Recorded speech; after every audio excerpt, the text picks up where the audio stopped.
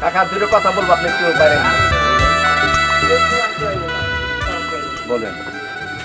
আপনার এই দোকানে মাল সামাবো, মাল সামা দেখি না। আমার নাই, আমার কোনো চাঁদাবাজি নাই, আমার কোনো বাড়তি টাকা পয়সা নাই, লোন নাই, কিস্তি নাই, এনজিও নাই, আলোকি টাকা নাই।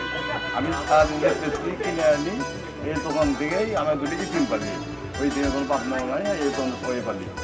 আমার যদি আরো কোনো কোনো টাকা ছাড়িব আমি দোকান মাল সামা তোলা পারতাম।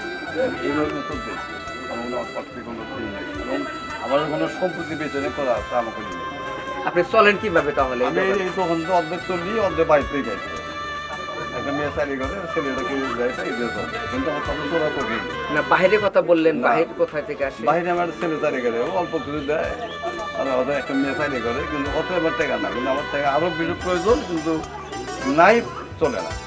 আপনি এখন তো অনেক মানুষ এনজিও থেকে টাকা পয়সা ওঠা, আপনি টাকা পয়সা ওঠা এনজিও কর্মী, এনজিও টাকা দিয়ে আমি ব্যবসা করলে পরে সারাদিন দিনে অথবা সপ্তাহে অথবা মাসে ওই হাতপত্র গোবলের মতো আমার ওটা পছন্দ হয় না, আমি সেটা করি না। আমি সুদের কোনো ব্যবসা করি না। আমার এখানে যদি কোনো সুদের কথা আলাপ করে আমি তাকে পছন্দ করি না। ধন্যবাদ কথাটা বলার জন্য। আমার এই চাচা এনজিও থেকে কোনো লোন তুলতে চায় না, কারণ এনজিওরা বর্তমান এমন মানুষকে করতেছে হরানি, মনে করেন সপ্তাহ যাইতে না যাইতে তাকে কোনো সুযোগ দেয় না। সে আসে সেরা মানে এমনভাবে তাকে করে, তার দোকানে মাল থাক বা না থাক, সে বেচানো করুক বা না করুক, যে আপনি কিস্তি দেন। সে যদি বলে যে ভাই আমি এখন পারতেছি না, আপনি একটু পরে আসেন, একটু পরে কি করে 5 জন 7 জন 10 জন সাথে নিয়ে এসে একটা চাপ সৃষ্টি করে। তো এই জন্য সে এনজিও থেকে টাকা তুলতে চায় না, নাকি? এবং এখান থেকে দূরে ইতিম পালি আমি। দূরে ইতিম পালেন? খাবার খাওয়া দাওয়া করে এখান থেকে চলে।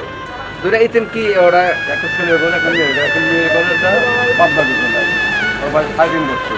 আর ছেলে করে একটা মাও নাই, বাপ আছে, তাই কারণে আমরাই পারি, তার পয়সা করতে পারি। দুটা ইতিম পালে, তার সাথে তার বাবা মা কিছু নাই। চাচা তার ভারপ্রাপ্ত নিছে, মাদ্রাসায় লেখাপড়া করাইতেছে। চাচার দোকানে আসলে মাল সামানা, যদি আপনারা যদি পারেন তাকে একটু চিনে রাখেন, একটু সহযোগিতা যদি করেন, সেই দোকানটা চালাবে। তার ছেলে বিদেশ গেছে, ঠিক মতো টাকা পয়সা দেয় না।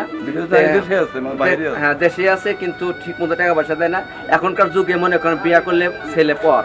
তো আমি বলতেছি তাকে একটু চিনে রাখেন, তাকে যদি কেউ একটু সহযোগিতা করেন, তাহলে দোকানে মাল সামা তুলে তার 2টা ইতিম পোলাপান পালতেছে, তাকে একটু সবাই একটু সহযোগিতা করেন। আসসালামু আলাইকুম।